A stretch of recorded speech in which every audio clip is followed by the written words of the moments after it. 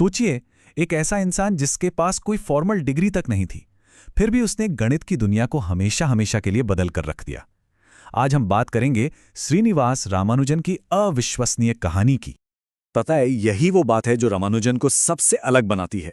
उनके लिए मैथ सिर्फ नंबरों का खेल नहीं था, वो तो भगवान से जुड़ने का एक तरीका था, और यही सोच उनकी पूरी कहानी का आधार है। तो सवाल यही उठता है कि आखिर ये हुआ कैसे? कोई गरीब क्लर्क जिसे कोई ट्रेनिंग नहीं मिली, वो मैथ्स में क्रांति कैसे ला सकता है?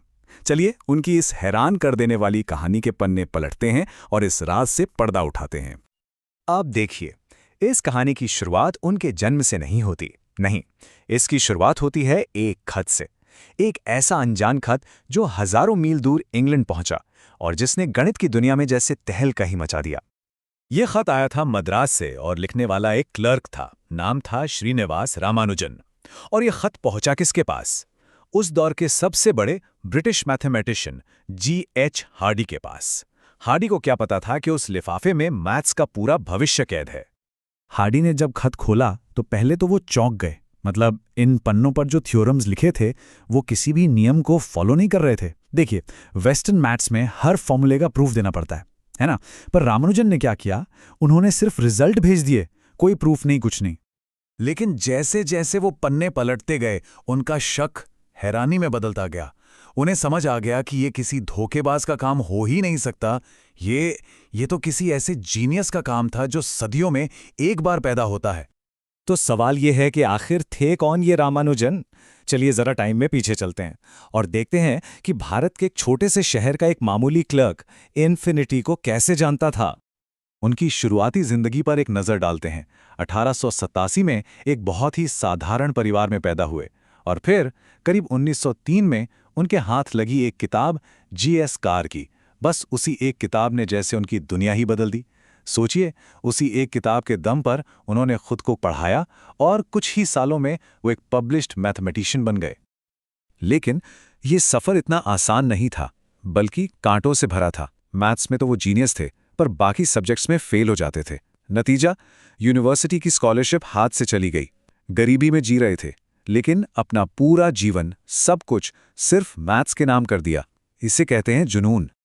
अब हार्डी ने उन्हें इंग्लैंड बुला लिया और रामानुजन ने एक ऐसी दुनिया में कदम रखा जो उनकी अपनी दुनिया से जमीन आसमान का फर्क रखती थी।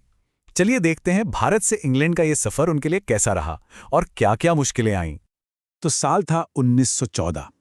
रामानुजन कैम्ब्रिज पहुंच गए और यहीं से उनकी जिंदगी का सबसे शानदार, लेकिन साथ ही सबसे मुश्किल दौर भी शुरू होने वाला था।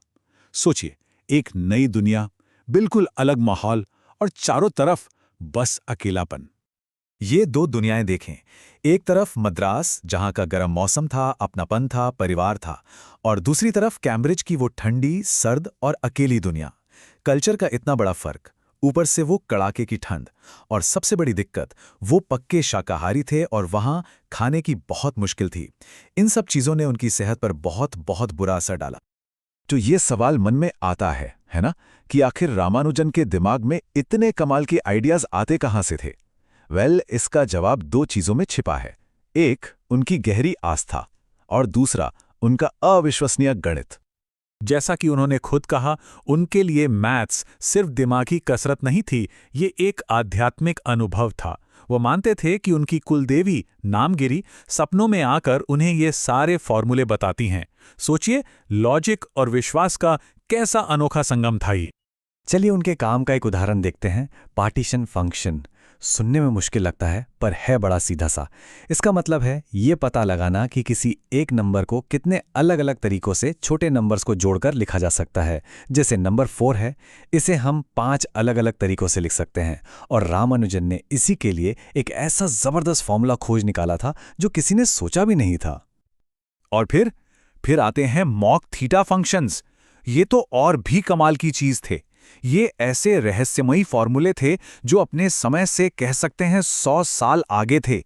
जब रामानुजन जिंदा थे तो कोई भी इन्हें समझ नहीं पाया, लेकिन आज साइंटिस्ट इन्हीं फॉर्मूलों का इस्तेमाल ब्लैक होल्स की गुत्थियां सुलझाने में कर रहे हैं।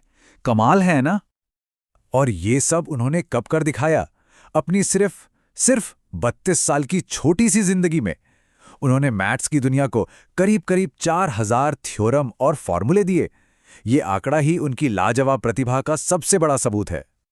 रामानुजन की कहानी का अंत दुखद है, इसमें कोई शक नहीं, लेकिन उनकी विरासत वो आज भी जिंदा है। चलिए उनके आखिरी सालों पर और उस अनमोल खजाने पर नजर डालते हैं जो वो हम सबके लिए छोड़ गए। इंग्लैंड की उस सर्द आबोहवा ने उनके शरीर को तो तोड़कर रख दिया, पर उनके दिमाग को नहीं। अपनी आखिरी सांस तक जब वो बिस्तर पर थे तब भी उनका दिमाग काम कर रहा था, यूनिवर्स के सबसे गहरे मैथमेटिकल राज सुलझा रहा था। और वो अपने पीछे छोड़ गए अपनी सबसे बड़ी धरोहर, उनकी नोटबुक्स। इन नोटबुक्स में हजारों ऐसे फॉर्मूले लिखे थे जिनका कोई प्रूफ नहीं था। ये मैथमेटिशियंस के लिए एक ऐसे खजाने की तरह थी जिसे समझने और साबित करने में दुनिया को 100 साल से भी ज्यादा लग गए। और आज उनका असर देखिए। 100 साल पहले एक नोटबुक में जो फॉर्मूले लिखे गए थे, आज वो सुपर कंप्यूटर्स को पावर दे रहे हैं। उन्हीं की मदद से ब्लैक होल्स और स्ट्रिंग थ्योरी जैसी जटिल चीजों को समझा जा रहा है। उनका काम आज भी जिंदा है और पहले से कहीं ज्यादा प्रासंगिक है। तो रामानुजन की कहानी हमें एक बहुत जरूरी सवाल पर लाके खड़ा कर देती है। आज भी इस दुनिया में पारंपरिक संस्थानों से बाहर कितने ही रामानुजन होंगे जिनकी प्रतिभा को हम शायद पहचान ही नहीं पा रहे हैं। ये कहानी हमें याद दिलाती है कि असली जीनियस किसी डिग्री या किसी बड़े इंस्टीट्यूट का मोहताज नहीं होता।